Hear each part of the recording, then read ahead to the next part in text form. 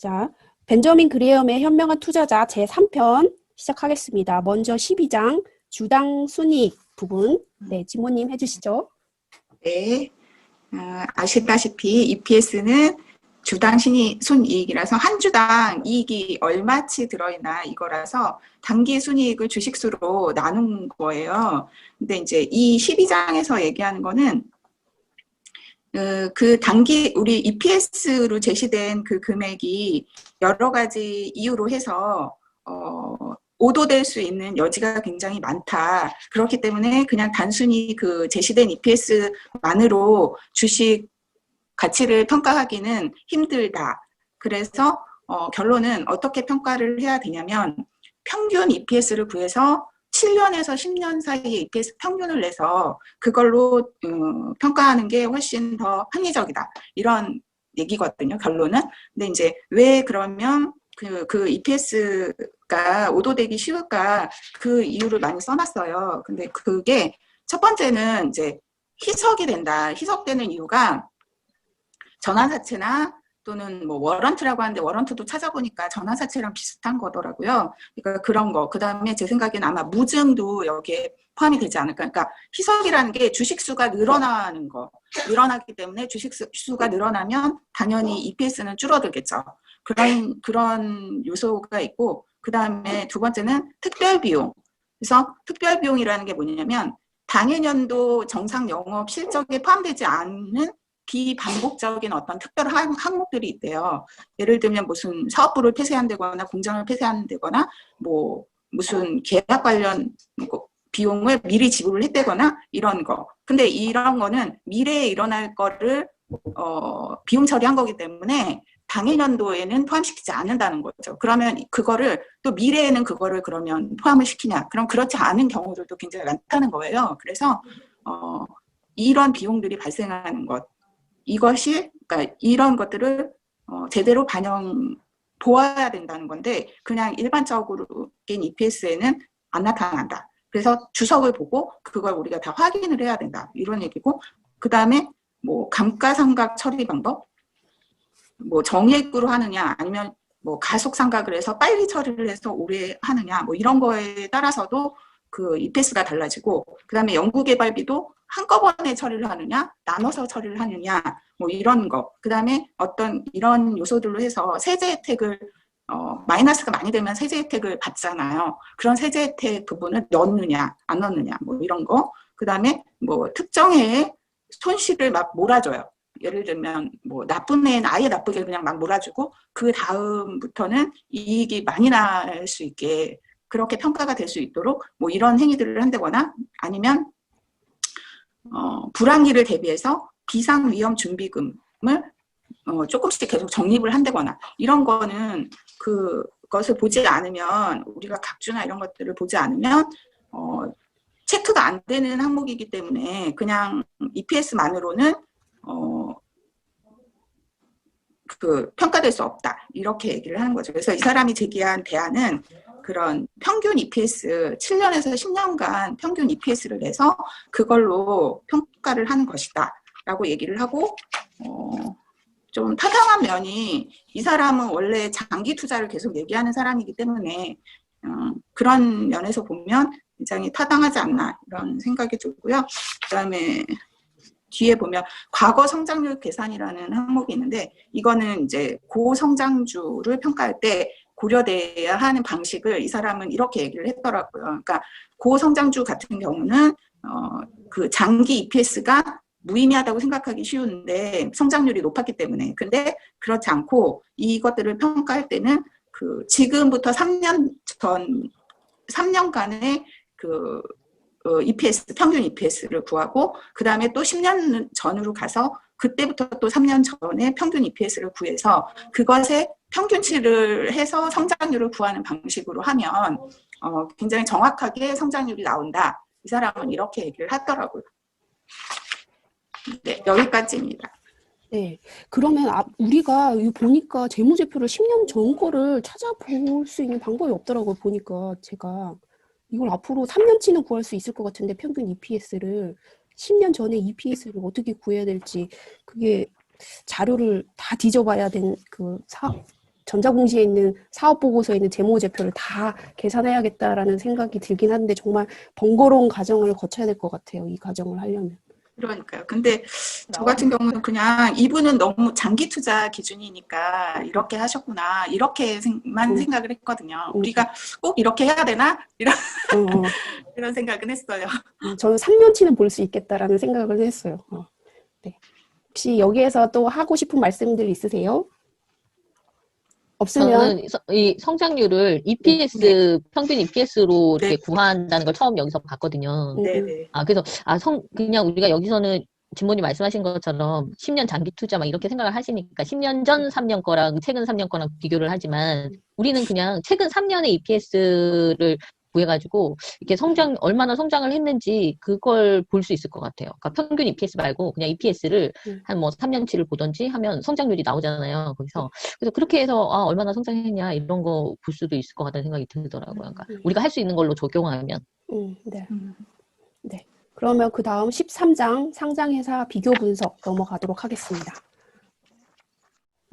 네, 13장 상장회사 비교 분석에 대해서 간단히 설명드릴게요. 여기는 되게 챕터가 짧아요. 그냥 4개의 종목을 지금 벤자민 그레이엄이 그냥 분석한 그 내용을 서술해 놓은 건데 실은 이 내용 자체가 앞에서 계속 언급됐던 그냥 그 내용을 간략히 이제 이 예시를 들어서 설명하는 챕터라서 실제로 뭐 그렇게 설명드릴 내용이 많지는 않지만 핵심은 결국은 여기서 말하는 거는 저평가 우량주를 찾으라는 얘기예요.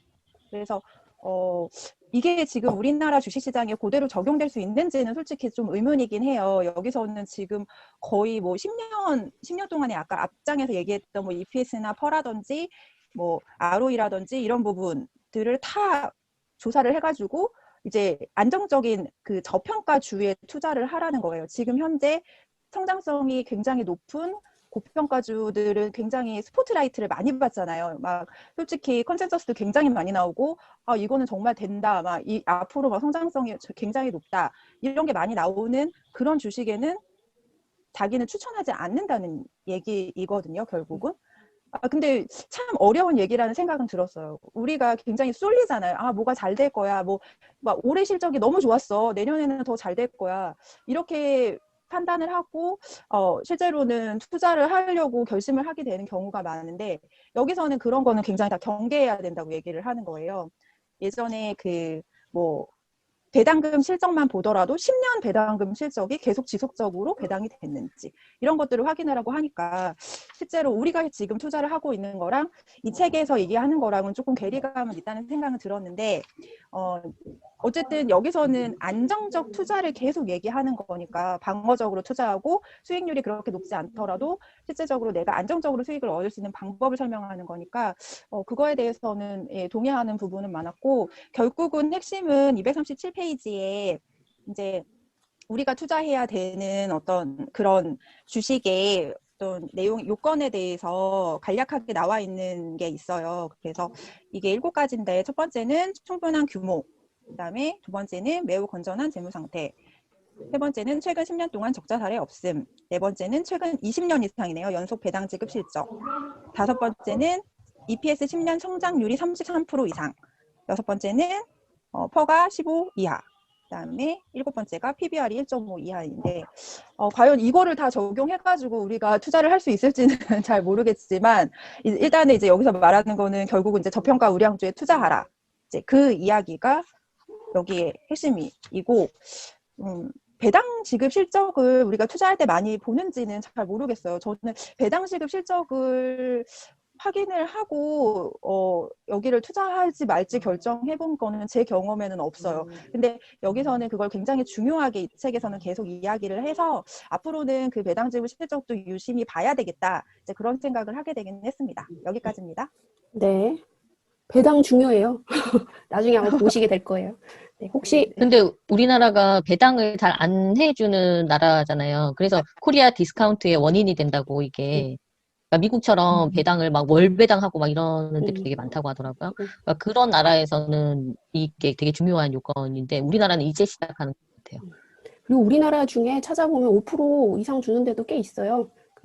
나중에 자본금이 많아지면 안전하게 자산을 투자해야겠다고 생각하시면 배당주 보시게 될 가능성이 높아요. KTNG도 굉장히 높거든요, 배당. 네. 그것만 보고 5% 네. 오른 것만큼 빠졌죠, 배당 때. 네. 다시 오르긴 했지만 오를 거예요. 네. 네. 네. 그럼 없으면 다음 넘어갈까요? 네. 제가 14장 했습니다. 방어적 투자자의 종목 선정. 그 전에 이제 방어적 투자 잘하면 우량 등급 채권하고 다양한 우량주를 50대 50으로 포트폴리오를 구성해야 된다라고 얘기를 했는데, 이때 방어적 투자자가 포트폴리오를 구성하는 방법을 두 가지를 알려줘요. 첫 번째가 다우지수 방식으로 구성하는 방법인데, 이 방법은 그 다우지수 30종목에 모두 똑같은 금액을 투자하는 거예요. 그러니까 예를 들면 우리 코스피 1위부터 3위까지의 시총에 있는 종목에 똑같은 금액을 투자하는 거죠. 그리고 두 번째 방법은 정량 분석에 의해서 자기가 마련한 분석 기준에 의해서 정량적으로 분석을 해서 종목을 선정해서 투자를 하는 거죠. 그래서 이분이 알려주는 방법은 두 번째 방법, 정량 분석 기준을 적용해가지고 종목을 선정해서 여기에 투자하라고 알려주는 거고요. 방어적 투자 잘하면 최소한 이 기준에 의해서 걸러내서 종목을 선정하라고 얘기를 하고 있어요. 그 앞장에 민정님이 얘기해 주셨던 그 7가지 기준이거든요. 첫 번째가 충분한 규모인가, 이거를 살펴보래요. 근데 여기에선 제조회사라면 연간 매출이 1억 달러 이상, 공기업이라면 총 자산이 5천만 달러 이상, 이렇게 미국의 기준이고, 그리고 미국에서도 1970년대 기준이라서 지금하고 전혀 맞지 않죠. 우리 한국 기준으로 따지면 제 생각에는 보수적으로 봤을 때 제조회사라면 매출액이 한 2천억 정도는 나와야 되지 않을까라고 생각을 하는데요. 그러니까 이것도 그러니까 자기 나름대로 다 만들면 될 것 같아요. 내가 생각하는 충분한 규모는 무엇인지. 그래서 제 기준에는 우리나라 제조회사라면 한 매출액 2천억 정도여야 되지 않을까라고 생각을 하고요. 그 다음에 이번에 매우 건전한 재무 상태. 여기에서 이제 건전한 재무 상태의 두 가지를 꼽았어요. 첫 번째가 유동 비율, 두 번째가 장기 부채의 순유동 자산 비율. 이건데 결국 이게 당자 비율 같아요. 그러니까 유동 비율하고 당자 비율을 보라는 것 같아요. 그러니까 유동 비율이 200% 이상이어야 되고 당자 자산이 한 100% 정도 넘으면 이분은 매우 건전한 안정 상태라고 보는 것 같아요. 요거는 그러니까 자기 나름의 기준을 만들어 가면 될 것 같은데 제 생각인 거예요. 이분이 말씀하신 유동 비율은 200% 이상인데 그거는 그대로 갖고 오면 되고, 장기 부채에 따른 순유동 자산은 제 생각에 당자 비율을 말하는 것 같고, 그 유동 자산이 많아야 되기 때문에 장기 부채보다 100% 넘으면 될 것 같다라는 생각이 들고요. 세 번째로는 이익의 안정성, 10년 동안 적자 사례가 없는지. 4번 배당의 지속성, 20년 동안 연속 배당을 지급했는지. 5번 이익의 성장성, EPS 10년 성장률이 33% 이상. 이건 아까 말했던 10년 전에 3년 평균 이익과 최근 3년 평균 이익이 대비해서 33% 이상을 말하는 거고요. 적당한 여기에서는 15 이하를 적당하다라고 봤는데 이것도 업종마다 다 틀리잖아요. 그러니까 자기 나름대로 기준을 정해야 될 것 같고, 적당한 PBR을 이분은 1.5라고 봤는데 이것 또한 업종마다 틀리니까 다 달리 봐야 되는데, 여기에서 이제 추천한 방법이 퍼 곱하기 PBR이 22.5보다 작으면 적합하다라고 말씀을 하셨어요. 이런 기업을 선정을 해서 투자를 하면 된다라고 얘기를 했는데, 여기서 이제 중요한 거, 자기가 이제 업종마다 좀 괜찮은 업종들 예를 들어가지고 설명하는 부분이 있는데, 공기업도 훌륭한 투자 대상이다. 왜냐하면 공기업은 독점 기업이기 때문에. 그래서 여기에서 중요한 거는 독점 기업이기 때문에 평균 대비해가지고 주가가 낮으면 그때 사고, 평균 대비해서 조금 오르면 그때 팔아라라는 아주 단순한 방법을 알려줘요. 근데 이 방법이 굉장히 잘 통할 것 같아요. 독점 기업이다 보니까 그럴 수밖에 없을 것 같고요. 이제 뭐 다른 금융주나 철도주는 나오는데 그건 넘어가고요. 방어적 투자자의 선택에서 되게 재미있는 부분이 있었어요. 저는 여기에서 보면은 투자자라면 누구나 자신의 포트폴리오가 평균보다 우수하길 바란다. 그래서 유능한 조언자나 애널리스트의 도움을 받으면 우수한 포트폴리오를 구성할 수 있으리라고 기대한다. 그런데 이거는 아니라고 얘기를 해요. 왜냐하면 우선은 애널리스트들의 전망이 맞출 가능성이 적다라고 하면서 그 논거를 쭉 얘기해 놓는데 그건 너무나 길어지기 때문에 그냥 결론은 애널리스트들의 전망은 결국에는 평균에 수렴한다. 다 비슷비슷한 옆에 있는 애널리스트 또 같은 걸 전망해서 비슷한 평균에 수렴할 수밖에 없다는 거예요. 왜냐하면 틀리니까. 그래서 안전하게 가려고 하는 애널리스트의 경향을 선명한 거고요. 그렇기 때문에 우리 방어적 투자자가 선택할 수 있는 건 안전 마진이 충분한 기업을 들어가라는 거예요. 그래서 내재 가치가 주가보다 높은 기업을 선정을 해서 그 기업을 사라는 건데 그게 안전 마진, 아까 말했던 그 7가지 기준에 부합을 하면 안전 마진이 생길 것 같아요. 근데 보면은 이 결국에 이건 뭐냐면 가만 생각해 보니까 이 기업은 내재 가치보다 주가가 싸다는 건 사람들한테 인기가 없다는 거잖아요. 사람들이 좋아하지 않는 주식이라는 거죠. 그러니까 안전 마진은 있지만 언제 오를지 모르는 거예요. 그 내재 가치를 알아줄 때까지 내가 기다려야 되니까 장기 투자를 할 수밖에 없어요. 그래서 이분 말을 들어보면 이런 기업을 100개 정도를 찾아서 분산 투자를 하래요. 그럼 이게 언제 몇 년간 하나하나씩 튀어 오르겠죠? 그러면 이익을 본다는 10년, 거죠. 10년, 20년 동안 한 번쯤은 100개 기업을. 그래서, 그러면 이익을 안전마진이 확보되어 있으니까 떨어질 가능성은 거의 없고, 언젠가는 내가 오르겠지 하고 그냥 마음 편하게 갖고 있으면 장기 투자자가 될 수 있겠구나라는 생각이 들었어요. 그러니까 지금 인기 없는 업종을 찾는 거죠. 네. 여기까지입니다. 14장은. 네. 그 다음 넘어갈까요? 네. 15장. 공격적 투자자의 종목 선정. 네. 네, 선영님. 이건 제가 네. 했는데요. 이제 앞에서 방어적 투자자의 종목 선정에 대해서 얘기했으니까 15장에서는 이제 공격적 투자자의 종목 선정에 대해서 말씀을 해주시는데 첫 번째로는 이제 이분이 종목 선정을 통해서 초과 수익을 달성할 수 있는지 그 가능성에 대해서 우선적으로 말씀을 해주신 다음에 두 번째는 종목 선정 방법에 대해서 이제 말씀을 해주신다고 하면서 이렇게 챕터를 꾸려 나가셨어요. 첫 번째, 종목을 선정을 해서 초과 수익을 달성할 가능성은 얼마나 될까? 라고 하시면서 솔직하게 말하면 초과 수익을 달성하기는 절대 쉽지 않다. 이렇게 말씀을 하세요. 그래서 왜 그러한가? 라고 하면 두 가지 이유가 있는데 첫 번째는 현재 주가에 기업의 과거 및 현재 실적 관련 모두 주요 사실뿐 아니라 미래 실적에 대한 어떤 합리적인 기대도 다 반영이 되어 있기 때문에 초과 수익을 달성하기가 어렵다. 이렇게 보시는 이제 이유가 첫 번째고요. 두 번째는 아까 14장에서도 얘기가 나왔지만 애널리스트들이 종목을 선정하는 기본 기법에 결함이 있을지도 모른다. 그래서 초과 수익을 달성하기가 어렵다. 이렇게 말씀을 하세요. 그러면서 우리는 인류 애널리스트들보다 포트폴리오를 잘 구성하기 어렵기 때문에 이 애널리스트들이 하는 방법으로 하면 초과 수익을 달성하기가 어렵다. 이렇게 말씀을 하시더라고요.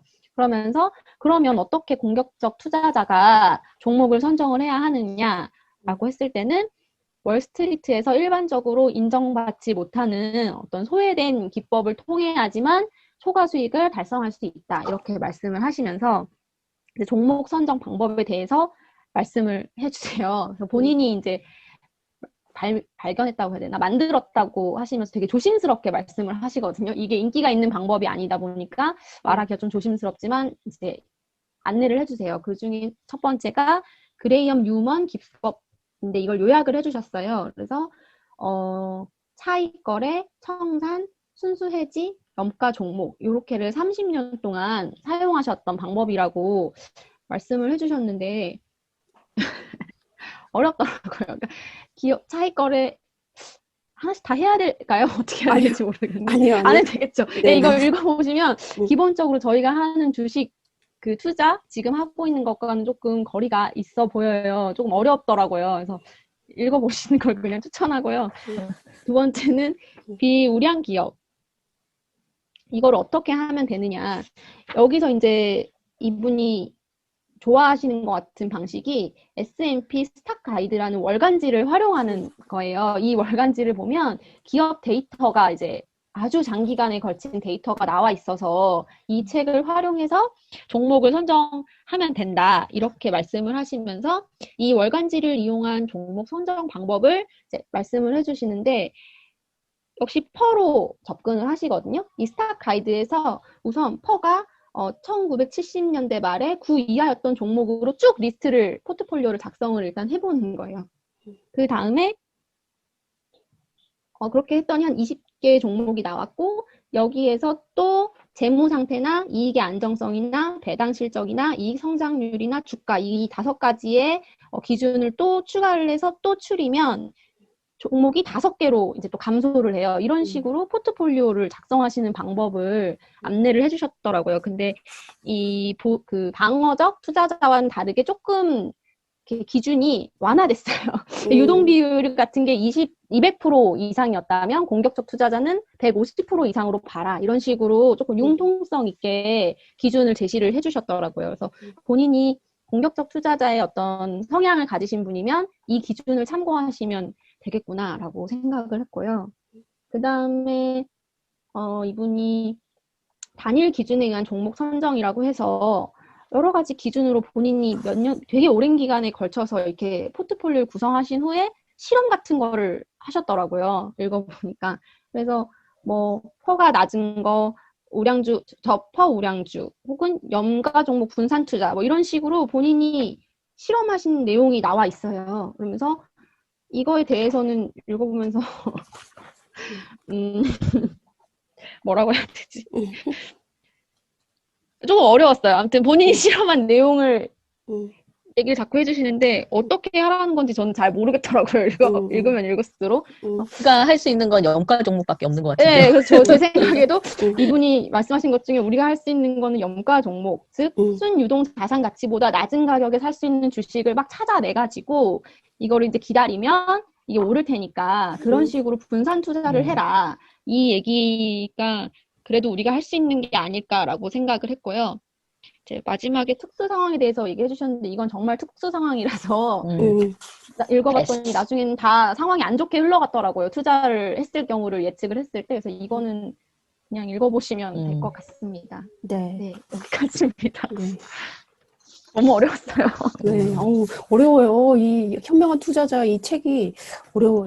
네, 16장은 이게 이제 그냥 제가 이해할 때는 쉽게 말해서 지금 이 벤자민 님이 말씀하실 때 채권과 주식 사이에서 이제 이야기를 하시잖아요. 그래서 채권과 주식의 비율을 조정하면서 뭐 안전마진 지켜가면서 우리가 투자를 하자 얘기를 하는데 채권 아니면 주식이 아니라 채권과 주식의 중간쯤 되는 그 어느 곳에 전환증권과 워런트가 있는 거예요. 너무 그래서 어려워.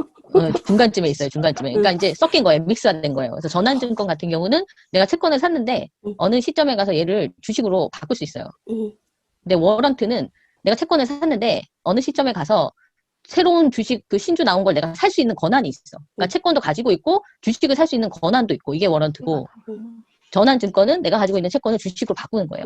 그럼 채권 없어지고 주식만 가지게 되겠죠. 그래서 이게 지금 현재 우리가 얘기했던 전환증권을 전환사채, CB라고 말하는 게 대표적인 것 같고 워런트는 BW, 신주 인수권 부사채라고 불리우는 BW라고 불리우는 거거든요. 그래서 지금도 이게 우리가 많이 하고 있어요. 우리는 안 하지만 투자하시는 분들이 이제 많이 하고 있더라고요. 그래서 이거를 좀 살펴보면 일단은 제가 간단하게 그렇게 설명을 드렸고 이걸 가지고 투자하는 것을 메자닌 투자라고 얘기한대요. 그 메자닌이 1층과 2층 사이에 중간쯤 되는 1.5층 되는 어느 그 로비 이게 뭐 그런 데를 그런 곳을 말하는데 아까 말씀드린 것처럼 채권과 주식 사이에 어느 중간쯤 되는 그래서 메자닌 투자라 그래가지고 3프로에서도 이걸 깊게 한번 다뤘었더라고요. 3%에서 깊게 다뤘는데 이게 중요한 건 그거예요. 이제 이게 만약에 이제 그 CB든 BW든 이게 이제 어느 회사에서 이걸 만들기로 했어요. 그러면 이제 그걸 팔아야 되잖아요. 근데 그걸 파는 방법에 이제 사모 펀드에서 팔기도 하고 공모에서 팔기도 하는데 사모에서 팔 때는 이게 최소 1억은 있어야지 내가 들어갈 수 있는 거예요. 아주 큰 돈을 가지고 이제 들어갈 수 있으니까 이 사모펀드를 운영하는 그 운영사에서 뭐 기관을 상대로 하거나 아니면 자본가를 상대로 이걸 하는 거예요. 근데 우리 같은 소액주주들이 이제 할 수 있다 그러면 공모로 들어가는 건데 공모는 은행에서 이제 펀드처럼 하는 거죠. 그럼 내가 소액을 가지고 또 일정 부분 이제 투자를 할 수 있는 거예요. 근데 뭐 그렇게까지 할 필요가 있나 싶은데 또 하시는 분들도 많기는 하더라고요. 그래서 이 메자닌 투자 같은 경우는 우리가 할 수 있는 범위는 아닌데 우리가 이걸 왜 공부를 해야 되냐면 우리 같은 소액 주주자가 갖고 있는 주식에 영향을 끼치는 거예요. 주가에 영향을 끼쳐서 이거가 되게 좀 중요한 부분인 것 같아요. 그래서 일단은 책 내용을 좀 보면 책 내용에 책에 보면 일단은 벤자민님의 입장에서는 전환 사채든 이 뭐 워런트든 너무너무 안 좋게 생각해요. 이건 없어져야 된다. 악의적인 거다. 막 이런 식으로 막 비판할 정도 되게 안 좋게 생각을 하는데 월스트리트의 오랜 격언 중에 전환사채는 절대 전환하지 말라라는 말도 있대요. 이게 전환사채를 이제 주식으로 전환하는 순간에 뭐 이자에 대한 우선 청구권도 사라지고 매력적인 수익 기회도 사라진다. 그러니까 전환하지 말라. 그런데 펀드 매니저들이 전환을 해버린다는 거예요. 그런 예시 사례가 있대요. 그러니까 이게 약간 투기의 어떤 그런 느낌도 있어요. 그러니까 자기가 말한 거랑 자기가 행동한 거랑 달라질 정도로 어떤 투기의 그런 분위기도 있는 것 같아요. 그래서 이 벤자민은 그래서 믿지 않는다는 거예요. 그러니까 니네가 입으로는 전환하지 말라 그래놓고 그렇게 말한 너희가 전환을 해서 손실을 보지 않았냐. 그러니까 나는 불신한다. 이렇게 이야기를 하고 있고, 그 다음에 이제 워런트 같은 경우도 굉장히 불신을 하는데, 이게 전환사채든 워런트든 나와가지고 다 실패했냐, 그건 아니고, 성공한 회사도 있대요. AT&T라고. 제가 미국 주식 잠깐 들어갔을 때 갖고 있었던 주식이기도 하거든요. 되게 역사적으로 오래된 기업인데, 이 AT&T 같은 경우에는 할 때마다 얘는 좀 성공적인 투자가 되었었나 봐요. 근데 벤자민이 평가할 때는 이게 전환사채나 이 워런트가 좋아서 얘가 된 게 아니라, 이 투자 종목 자체가 매력이 있는 거다라고 얘기하는 거죠. 그러니까 이게 전환증권이나 이런 거가 매력적인 투자 방법은 아닌데 이 종목이 투자 매력이 있어서 성공한 거다라고 평가를 하고 있고요. 그러면 이게 이제 왜 영향을 주냐면 전환사채가 어느 날 이제 주식으로 전환이 될 때는 어떤 주식 수가 확 늘어나잖아요. 그래서 아까 진모님이 말씀하신 것처럼 EPS의 가치가 희석이 돼버리는 거예요. 이 주가가 희석이 돼버리니까 나쁘죠. 그러니까 내가 만약에 어느 A 기업의 주식을 딱 좋아서 샀어요. 근데 이게 전환사채가 있는지 몰랐던 거지. 근데 내가 들어간 시점에 전환사채가 주식으로 바뀌어. 그러면 갑자기 희석이 되니까 난 손실을 보겠죠. 그래서 그 부분에서 우리가 이걸 알고 있어야 되는 게 되게 중요하더라고요. 실제로 저 같은 경우는 이거 전환사채 맞아봤어요. 주식. 바이오주에 많이 있어요. 네. 엑세스바이오를 빌 게이츠 재단에서 투자를 했었거든요. 근데 투자하는 방식이 전환사채 방식이었어요. 그래가지고 사채를 걔네가 사놨다가 이거를 굉장히 애매한 상황에서 팔아버렸어. 그래서 완전히 그냥 간 적이 있어요. 전환사채의 좋은 점이 우선은 제가 이 주식을 내가 돈을 빌려주는데 나중에 얼마의 가격에 주식으로 전환하겠다라는 조건을 내걸고 들어가는 거예요. 예를 들어 엑세스 바이오가 그 당시에 3만 원이었어요. 근데 얘네 전환사채 발행할 때는 아마 현재 시가보다 더 적은 한 15,000원에 그 주식을 전환할 수 있는 거예요. 그러면 현재 3만 원이면 얘는 이자도 다 먹고, 전환사채니까 당연히 이자가 있겠죠. 이자도 다 먹고 그 차익도 먹는 거예요. 맞아요. 빌 게이츠는 어마어마한 수익을 내고 그럼 나간 거예요. 맞아요. 그래서 사람들이 그때 빌 게이츠가 사기꾼이냐, 안 할 거다, 괜찮다, 막 이런 얘기를 했는데 실제로 했다는 거야, 그렇게. 그래서 믿지 말라는 말이 맞는 것 같아요. 빌 게이츠는 전형적인 사업가예요. 그 사람이 무슨 좋은 자선 재단을 만들었다고 하지만 사업가 기질은 버리지 못해요. 그것도 다 사업의 일환으로 보셔야 돼요. 그러니까. 네, 그래서 우리가 주식을 살 때는 한 1년 전 공시부터 확인을 좀 해서 전환사채가 있는지 없는지를 좀 판단하고 들어가야 될 필요성이 있는 것 같아요. 1년 전 할 거 없이 그냥 사업 보고서나 분기 보고서에 보면 자본금 변동사항이라는 게 있어요. 네. 현재 남아있는 전환사채나 뭐 유상증자 이런 거 다 내용 나와요. 그것만 확인하고 들어가시면 돼요. 보고서를 봐야 되겠군요. 네네. 네. 이상입니다. 네, 고생하셨습니다. 그럼 오늘은 여기까지 하겠습니다.